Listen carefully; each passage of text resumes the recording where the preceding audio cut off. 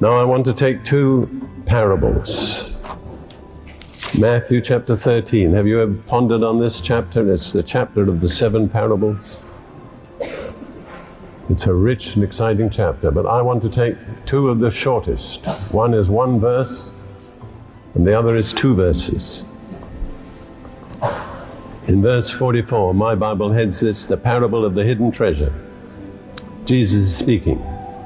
Again, the kingdom of heaven is like treasure hidden in a field, which a man found and hid.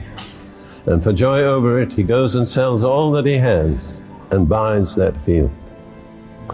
If you think yourself into the history of the Middle East, how did that treasure get hidden in the field?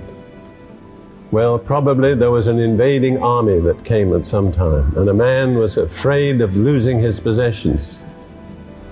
And so he quickly went to a field and buried his treasure in the field. But who knows what happened? War swept that way. He never got back. And so the treasure lay buried in the field. And then another man comes along and he discovers the treasure. And he's very, I would say, crafty. He doesn't tell everybody about it. He hides it, he covers it up.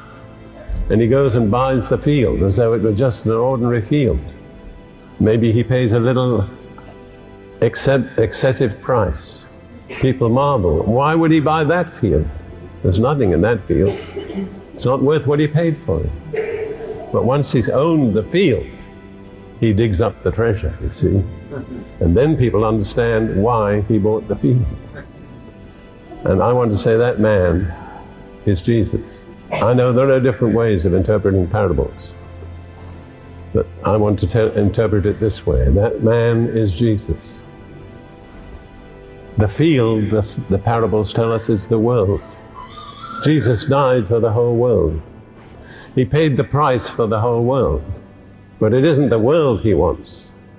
It's the treasure in the field. Thank you, Lord. What is the treasure? God's people. Thank you, Lord. So he was willing to pay the price for an apparently worthless field in order to get the treasure, which is you and me. That's how much he cares for you and me. That's how much he thinks of us. That's how much we mean to him. We are not unimportant. We're not insignificant. We're not worthless. We're extremely valuable. Hallelujah. Thank you, So valuable that Jesus gave his life to purchase us. Never again from tonight onwards talk about yourself as if you were insignificant or unimportant or worthless. Just discard all that thinking. It's not scriptural.